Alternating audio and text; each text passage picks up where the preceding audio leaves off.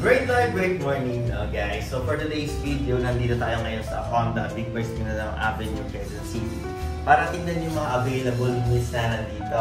Tara guys, samahan niyo ako. So by the way guys, my name is Creeper and yung nag-video is yung partner ko is Reza dito. Tara guys. So guys, kung gusto niyo yung motor na Wumu, nalagay mo sa kategorya. So ito yung inline 4 ni Honda. So ito yung Honda CB650E. E-clutch ni Honda. So ang SRP nito is nasa 564,000. Then yung standard version nito, yung walang e-clutch, nasa 524,000. Tara, next tayo. Then kung gusto niyo naman ng mga sports bike category, so ito yung sports bike na middle category ni Honda, no? Ito yung Honda CBR 500, which is super beginner friendly na ito, guys. So ang price nito is nasa 389,000 pesos. Meron pa tayong available na 500cc na naked bike, which is yung Hornet 500, which is kalalabas lang nito last year, 2024 model. So itong motor na to guys is super beginner friendly lang din siya sa mga gusto mag-start ng big bike. So ang price nito guys is nasa 379,000. Super affordable lang niya para sa 500cc. So guys, kung gusto niyo ng cruiser type, ito yung Honda Rebel 1100 ni Honda. Ito yung cruiser bike na automatic pa. So naka-DC dito guys. So, ang presyo nito is nasa 665,000 pesos na.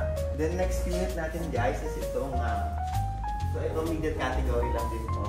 Ito yung 500cc na Adventure ni Honda. So, ito yung bagong unit lang din na nilabas last year. Tama ba?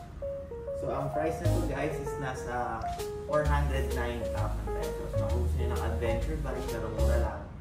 Ito guys, abot ka ito. Unit natin guys, ito yung bagong unit lang din ni Honda na scooter, no? So ito yung XADV. So ito guys yung bagong version niya na mas pinababang version kasi yung 2024 version nito is mataas, no? So marami hindi talaga makasakay. Then yung mga hindi pinagpalad sa height, ito kaya talaga sakyan kasi halos ang laki ng binaba niya. So ito yung XADV 2025 Mi Honda na scooter na adventure. So ang price po nito is sa 849,000 lang guys. Kaya. Ngayon guys, ito yung isa sa mga magagandang adventures din ni Honda. Ito yung big brother ni NX, no? So ito yung Transalp 750, no?